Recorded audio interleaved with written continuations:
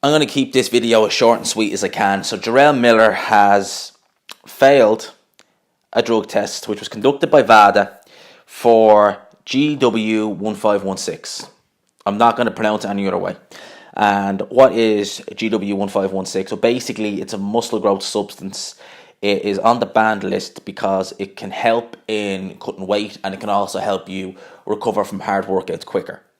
Now, that sounds very similar to meldonium, which was banned a couple of years back, which is what Povetkin was popped for in the lead up to his Deontay Wilder fight, which never happened there back in 2016. So it sounds very similar to that subject. And basically, I am in some ways not surprised, because I think that when you're dealing with VADA, it's just, in many ways, it is a case of when they catch you. And I think that most fighters, if not all of them, are on some form of performance enhancing drug.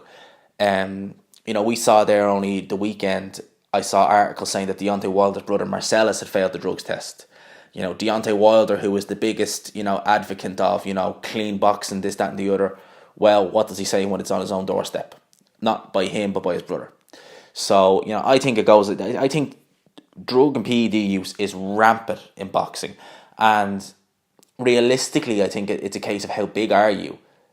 In a sense that if you're a bigger fighter, such as your Canelos, your Anthony Joshuas, you could, I'm not accusing either of them of doing anything, by the way, but if something like this happened to them, would they be so quick to put a suspension out there, or would they be, investigations going on? Depending on how much the trace was, I doubt it. If it was only milligrams or nanograms, I don't think that an eyebrow would be even raised.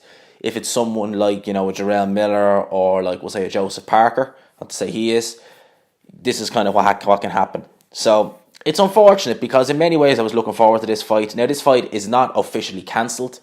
We're waiting on word from the New York State Athletic Commission on whether they'll grant Jarrell Miller a boxing license or not for this fight.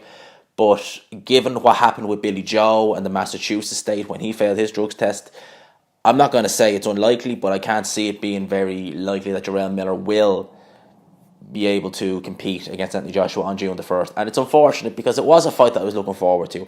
I've always said that I thought Anthony Joshua would win this fight without too much trouble, but it's still, there was a few little, kind of what ifs going into this fight that I was looking forward to. And it just seems now that that's all up in the air. It's all gone. And I'm going to touch on this as well, that Dillian Whyte has said that he is ready to step in and face Anthony Joshua should Jarrell Miller get suspended. Eddie Hearn has come out and said that these are the potential opponents. These are 5 opponents, I'm not going to include Dillian Whyte in this, who AJ could fight. Now, preferably they want Luis Ortiz. But I've seen articles stating that Luis Ortiz feels that he may not be ready. And then the next person they want would be Adam Kalnacki. I wouldn't like to see that fight. I've never really rated Kalnacki, to be honest with you. Him and Anthony Joshua have a common opponent in Charles Martin. Look at the job Anthony Joshua done on Charles Martin, and yeah, Charles Martin probably could have got up from the knockdown in the second round, but it was always going to end with AJ knocking out Martin, and Kalnacki went 10 rounds with him in a fairly competitive fight. We have Kubrat Pulev, not very long after Pulev's last fight against Bogdan Dino, and he obviously has that Jenny Sushi incident, which I think is still ongoing. And then we have Michael Hunter. Michael Hunter's a decent name, but he's really a cruiserweight.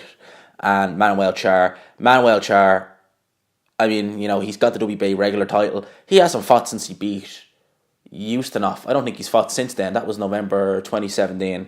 So they're not exactly great names. The one that you'd really want to see would maybe be Luis Ortiz, but if he isn't, ready, then I don't know. And then obviously Adam Kalnacki. Again, he'd be a good opponent. He'd come to fight, he'd come to win. But I don't really see Adam Kalnacki giving Anthony Joshua much of a hard time, to be honest.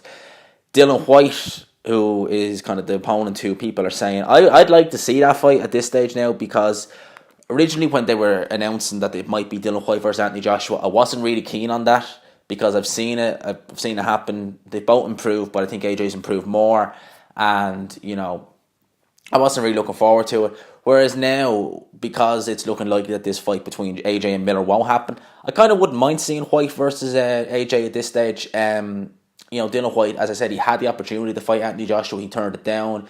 The money wasn't right. I'm sure if he's offered the fight now, it will be a good bit more of a pay bump, because I think that it's on a DAZN show, and I do think they have fatter pockets than Sky. So maybe he'd get the money he'd want, and maybe then he'd take the fight. Who knows?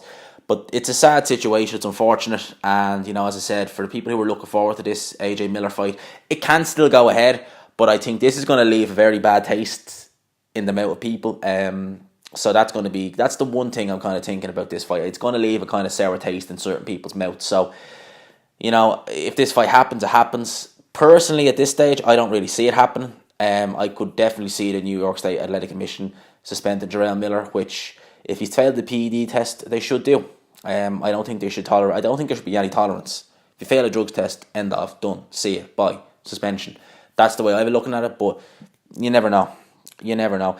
Anyway, those are my thoughts on this. It's unfortunate. Leave yours down below. If you liked the video, please leave a like. Please share the video if you felt it was useful. And of course, please hit subscribe if you enjoy the content.